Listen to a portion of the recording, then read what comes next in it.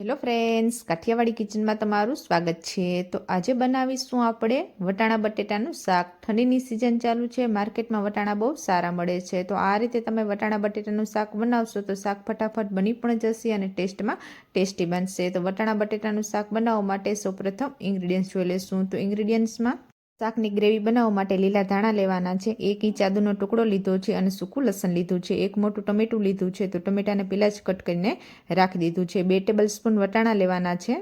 શાકની gravy તમે આ રીતે બનાવી લેશો તો શાક ફટાફટ બની પણ જશે અને ટેસ્ટમાં ટેસ્ટી બનશે. તો ગ્રેવી બનાવવા માટે મિક્સર જાર લેવાની છે. જે ટમેટું કટ કરીને રાખ્યું હતું તે ટમેટું નાખવાનું છે, વટાણા નાખવાના છે, સૂકું લસણ અને આદું નાખવાના છે અને જે લીલા ધાણા રાખ્યા હતા તે ધોઈ અને લીલા ધાણા નાખવાના છે.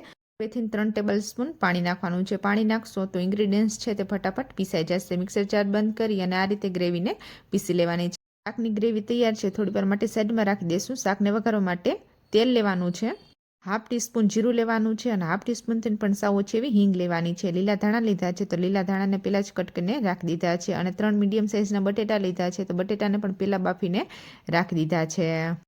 અડધી વાટકી વટાણા લીધા છે તો વટાણાને પણ પહેલાં જ ફોલીને રાખી દીધા છે અને રેગ્યુલર મસાલા લેવાના છે. 1 ટેબલ સ્પૂન લાલ મરચું પાવડર, 1/2 ટેબલ સ્પૂન ધાણા જીરું પાવડર, 1/2 ટીસ્પૂન હળદર પાવડર, ગરમ મસાલો અને નિમક તમારા ટેસ્ટ અનુસાર લેવાના છે. ઇન્ગ્રીડિયન્ટ્સ તૈયાર છે, થોડી વાર માટે સાઈડમાં રાખી દેવાના છે. તો શાક વઘારવા માટે ગેસ ચાલુ કરશું, કડાઈ મૂકશું અને કડાઈને ગરમ થવા દેવાની છે. કડાઈ સારી રીતે ગરમ થઈ જાય તો જે તેલ રાખ્યું હતું તે તેલ નાખવાનું છે અને તેલને ગરમ થવા દેવાનું છે. તેલ સારી રીતે ગરમ થઈ જાય તો જે જીરું રાખ્યું હતું તે જીરું અને હિંગ નાખવાની છે અને જીરુંને ફૂટવા દેવાનું છે.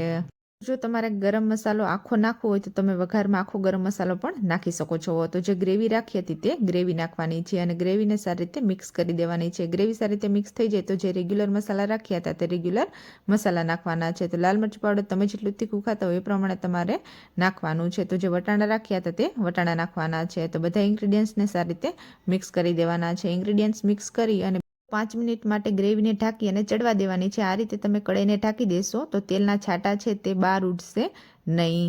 5 મિનિટ થઈ ગઈ છે, ખોલી અને જોઈ લેશું. તેલ છે તે ઉપર આવી ગયું છે એટલે ગ્રેવી છે તે સારી રીતે ચડી ગઈ છે. તો જે બટેટા બાફીને રાખ્યા હતા તે બટેટા નાખવાના છે અને બટેટાને સારી રીતે મિક્સ કરી દેવાના છે. અડધી વાટકી પાણી નાખવાનું છે. શાકમાં તમારે ગ્રેવી રાખવી હોય એ પ્રમાણે તમારે પાણી વધુ કે ઓછું નાખવાનું છે. તો પાણી નાખી અને પાણીને પણ સારી રીતે મિક્સ કરી દેવાનું છે. પાણી સારી રીતે મિક્સ કરી અને 2 મિનિટ માટે કડાઈને ઢાંકી દેવાની છે. કડાઈને ઢાંકવી જરૂરી છે. કડાઈને તમે ઢાંકશો નહીં તો છાંટા છે તે તમારા મોઢા ઉપર ઉડશે અને તમે દાજી જશો. તમે દાજી ન જાઓ તેનું તમારે ખાસ ધ્યાન રાખવાનું છે. તો 2 મિનિટ થઈ ગઈ છે, ખોલી અને જોઈ લેશું. તો જે લીલા ધાણા કટ કરીને રાખ્યા હતા તે લીલા ધાણા નાખવાના છે અને લીલા ધાણાને મિક્સ કરી દેવાના છે અને ગેસને બંધ કરી દેવાનો છે.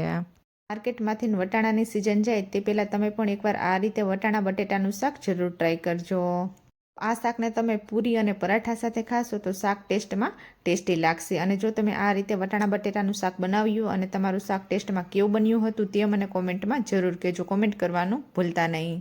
તો જો તમને આ રેસીપી સારી લાગી હોય, ચેનલમાં નવા હો અને ચેનલને સબસ્ક્રાઈબ ના કરી હોય તો ચેનલને લાઇક કરજો, શેર કરજો, કોમેન્ટ કરજો અને આવી જ નવી રેસીપી જોવા માટે ચેનલને સબસ્ક્રાઈબ કરજો. સબસ્ક્રાઈબ કરવાનું ભૂલતા નહીં અને ચેનલમાં નવા હો તો બેલ આઇકન બટનને પણ પ્રેસ કરવાનું ભૂલતા નહીં અને રેસીપીને ફ્રેન્ડ સાથે શેર કરતા રહેજો. Thank you. મળીએ આપણે નેક્સ્ટ રેસીપી સાથે.